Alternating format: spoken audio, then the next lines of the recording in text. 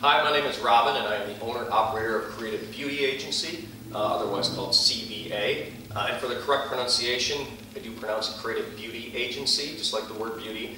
The way it's written is kind of the French version of beauty, which is pronounced beauté. So if you are pronouncing our name as it's written in French, it would be Creative Beauty Agency. But I kind of bypass that formality and just refer to it as Creative Beauty Agency or CBA.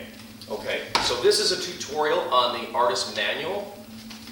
There you go, so hopefully you have a copy of that. And the best thing to do to go through this is to have a copy of it in front of you, because I just kind of do a brief overview and then I elaborate on things going through it. It's just a little easier for you to digest what's in this information, in this packet, rather than just reading through it. So I'm going to literally go page by page. If you want to fast forward, if you want to come back later and pick up more details on things, you can always do that. And also we'll try to break this into a couple different segments so it's not all in one long segment. I don't think I could possibly handle that. Okay, so first page, Creative Beauty Agency. I'm going to skip to the next page, which is Index. We'll bypass that page as well. Okay, moving on to the About Us segment. The About Us just tells a little background on how we got started. Initially we were called Smart Chic Bride, and I acquired that business back in 2011 and did some rebranding of it. Changed the name to Creative Beauty Agency. A big part of why we did that is because our mission is to represent professional hair and makeup artists and represent you in the same form as a professional talent agency. Therefore, we don't accept jobs to do like parties or girls' night out, that kind of thing. It is only for the purpose of professional photography or media events. We have a strong focus on bridal services, wedding day photographs. That is probably 95% of our business. Not to say that we don't do other work, such as boudoir photography or engagement photos, some corporate photos, and then depending on what region you're in, there might be some different affiliations with film or television opportunities as well. So we book for all of those. But the emphasis is on bridal. So if you want to take a look at this first page about us or read it later, it gives a little background on who I am and what my background is. 20 years of experience in the salon spa business, taking on this business in 2011. And that is about it for this page. You can come back and take a look at it more later. All right. The next page is a CBA artist overview. It looks like this. Okay. And this just speaks to what we're looking for and how it works for us at CBA. So as a CBA artist allows you to decide when you work and how much you want to work. We set you up with an account page. We're very technology based, everything's done online, but we set you up with an account page that you can log into and see all the details of any events that you're booked for. It also allows you to manage your own calendar, and that's the primary area where you and I communicate. So on that calendar, we ask you to address every Friday, Saturday, and Sunday on the calendar. We ask you to do it as much as a year out because we're booking events as far as a year in the future.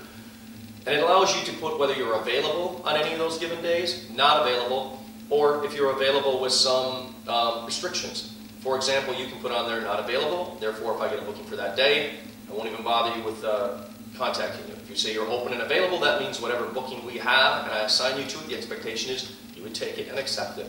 The really nice thing is that we also have that third option to put partial availability or I have availability with restrictions. Allows you to note on there literally it's my birthday and I can work if I'm done before 2 p.m. and I got to make at least $1,000. All that is just fine. It's much better than closing yourself off entirely and not even giving me the chance to book you. Especially if you're in a region that we're just starting in and we have more limitations or greater limitations with artist availability. It's better that you give me any opportunity to book you whatsoever. Therefore, when a booking comes in for that date, I can see the little note you left, and if it fits you, great, we book you, and it makes it worth your while, and it allows us to accept that booking and not have to turn it down. Let me see what else here. Once a client decides they would like to book services with us, they make a $50 deposit. We immediately assign that artist using the criteria in their personal profile. So I gather information about all the artists. We build it into your profile. That allows me to know exactly what services you can do. It allows you to know exactly what you'll do on those services if you're assigned to those events. Once we get the $50 deposit, that's when you will get an email saying, hey, congratulations, you've got it. You've received a new booking. You need to log into your account page and accept it. Again, that's not an opportunity for you to actually look at it and accept it or decline it. It's an opportunity of ours to kind of formally hand off the baton. I know then you've seen the event, you are aware of it, you'll put it in your personal calendar.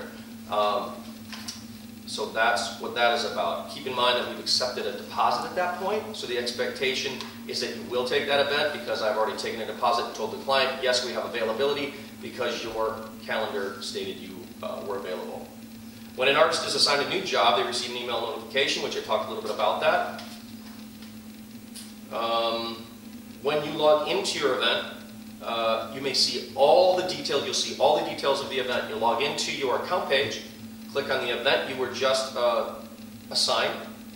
You then accept it, and on that page you can see all the details of the services you'll be doing, or at least that you have been requested for at this time, because the request can change since we book out as much as 9 months, a year out. A lot of times the client will change their service request, therefore the calendar or the schedule may change, and you'll get updates anytime there's a change.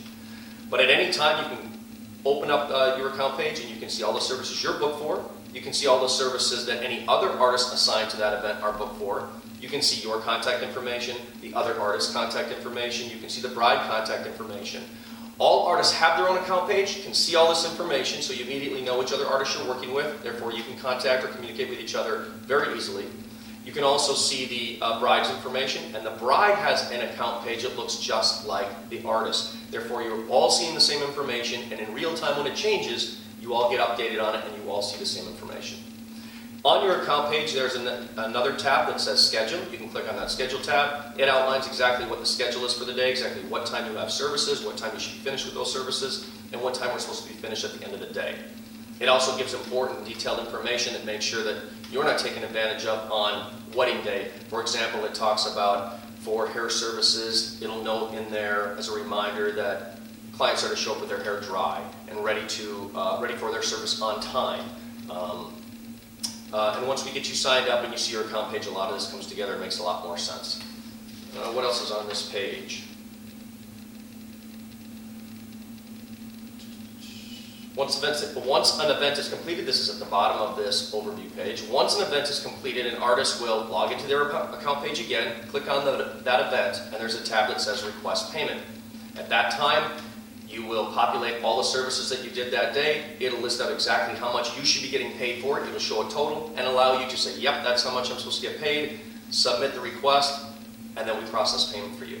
When you go into Request Payment, there's also an option at the very beginning to add any services you might have added on the day of. So this is kind of the important part of how, or the detailed part of how we collect payment. Any job you go on for me, payment has been collected ahead of time. So we've already received payment for the services. Therefore, if they decide they don't want the services, or somebody doesn't show up on time, or someone doesn't show up at all, it's not a worry for us. We've already received payment, and you will get paid for it. If on the day of, for example, a bride asks if you have time to do an additional bridesmaid's hair, I provide you with mini business cards, and on the back of these mini business cards are little mini menus. I provide you with those so you can hand those out to anybody who asks, and you can say simply, take a look at this menu. It shows pricing and descriptions. If I have time, I can do any of the services on here. The one thing we want to say in addition is, I just want to let you know that the agency does require we add 18% gratuity to any of the prices on the card. And from there, you can kind of decide if you have time to do those services or if they have time for you to do those services. And it also allows you to stay out of any kind of awkward and uncomfortable conversation about pricing and how much things cost. If you add services on the day of, you are expected then to collect payment for it. Our system doesn't allow us to go back and collect payment later, so very important, if you add any services on the day of, any services that are not listed on your schedule for the day, we don't have payment for it, you'll need to collect payment. You can collect payment in 2 different ways. It's either cash or credit card, and we'll come to the credit card part later. We set you up with a Square app on your phone that allows you to process credit cards, but we'll come to that later. So again, on the day of, added services, you would have to collect payment, otherwise everything else is prepaid for. So when you go in and log into your account page to request payment, the first thing it asks, did you add any services that day? That's your opportunity to say, yes, I added 3 updos. I charged it on the Square credit card, so you owe me for those as well. It adds it right into everything I'm supposed to pay you, details it for you, allows you to submit the request and begin the payment process. My commitment is that I make payments by the 1st and 3rd Friday of every month, and we do a direct deposit. So I gather your bank information, I direct deposit the money into your account. Minimum the 1st and 3rd Friday of every month. The reality is that I typically process payments every single week, and it's usually on Tuesday or Wednesday.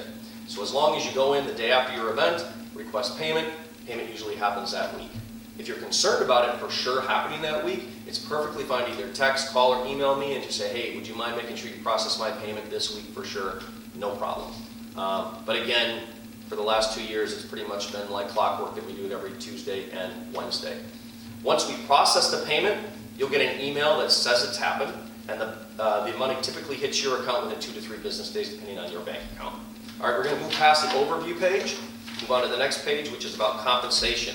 And this is a good section, so I'm actually going to take a pause here, and we're going to move to the next clip and start at the compensation section.